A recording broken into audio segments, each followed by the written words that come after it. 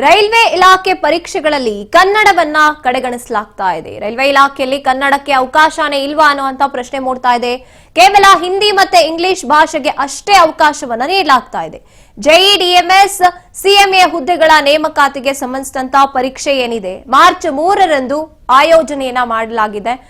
Railway ಪರೀಕ್ಷೆಗಳನ್ನ ಇನ್ನು ದೇಶದ ವಿವಿಧ ನಗರಗಳಲ್ಲಿ ಪರೀಕ್ಷೆಯನ್ನ ಆಯೋಜಿಸಲಾಗಿದೆ.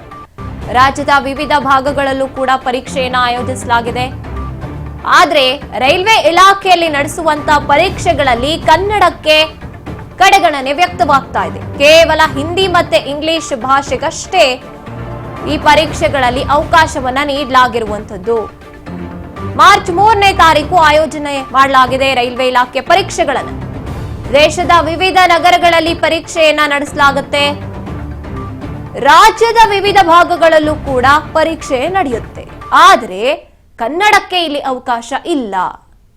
ಕನ್ನಡಕ್ಕೆ ಅವಕಾಶ ಇಲ್ಲದೆ ಇರುವಂತದ್ದು ಈಗ ಆಕ್ರೋಶಕ್ಕೆ ಕಾರಣ ಆಗಿದೆ. ಹಾಗೂ ರೈಲ್ವೆ ಖಾತೆಯ ಸಚಿವರುಗಳಿಗೆ ಇದು ಶೋಭೆ ತರುವಂತದ್ದಲ್ಲ ಮತ್ತು ಅಧಿಕಾರಿಗಳಿಗೂ ಶೋಭೆ ತರುವಂತದ್ದಲ್ಲ. ಇವತ್ತು ಪ್ರಪಂಚದಲ್ಲಿ ಯಾವ್ದಾದ್ರು ಒಂದು ಭಾಷೆಗೆ ತನ್ನದೇ ಆದಂತ ಸ್ವಂತ ಲಿಪಿ, ವ್ಯಂಜನಗಳು, ಒತ್ತು ದೀರ್ಘಾಕ್ಷರಗಳು, ಸ್ವರಗಳು ಇದೆ ಅಂದ್ರೆ ಅದು ಕನ್ನಡ ಕನ್ನಡ ಕನ್ನಡಕ್ಕೆ ಮಾತ್ರ. ಹಾಗಾಗಿ ಇಂಥ ಕನ್ನಡವನ್ನ ಈ ರೀತಿ ಕಡೆಗಣಿಸಿ ನೀವು ಕನ್ನಡದಲ್ಲಿ ಪರೀಕ್ಷೆ ಬರಿಬಾರ್ದು ಅಂತ ಹೇಳಿ ಈ ರೀತಿಯಾಗಿ ಬರೀ ಹಿಂದಿ ಇಂಗ್ಲಿಷ್ಗೆ ಅವಕಾಶ ಮಾಡಿಕೊಡ್ತಾ ಇದ್ದೀರಾ. ಇದ್ರ ಹುನ್ನಾರ ಏನು? ಕನ್ನಡಿಗರಿಗೆ ಉದ್ಯೋಗ ಸಿಗಬಾರದು ಅಂತ ತಾನೇ ಮಾನ್ಯ ಪ್ರಧಾನಮಂತ್ರಿಗಳು ಹಾಗೂ ರೈಲ್ವೆ ಖಾತೆಯ ಸಚಿವರುಗಳಿಗೆ ಇದು ಶೋಭೆ ತರುವಂತದ್ದಲ್ಲ ಮತ್ತು ಅಧಿಕಾರಿಗಳಿಗೂ ಶೋಭೆ ತರುವಂತದ್ದಲ್ಲ.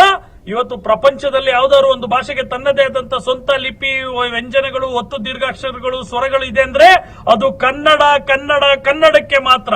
ಹಾಗಾಗಿ ಇಂಥ ಕನ್ನಡವನ್ನ ಈ ರೀತಿ ಕಡೆಗಣಿಸಿ ನೀವು ಕನ್ನಡದಲ್ಲಿ ಪರೀಕ್ಷೆ ಬರಿಬಾರ್ದು ಅಂತ ಹೇಳಿ ಈ ರೀತಿಯಾಗಿ ಬರೀ ಹಿಂದಿ ಇಂಗ್ಲಿಷ್ಗೆ ಅವಕಾಶ ಮಾಡಿಕೊಡ್ತಾ ಇದ್ದೀರಾ.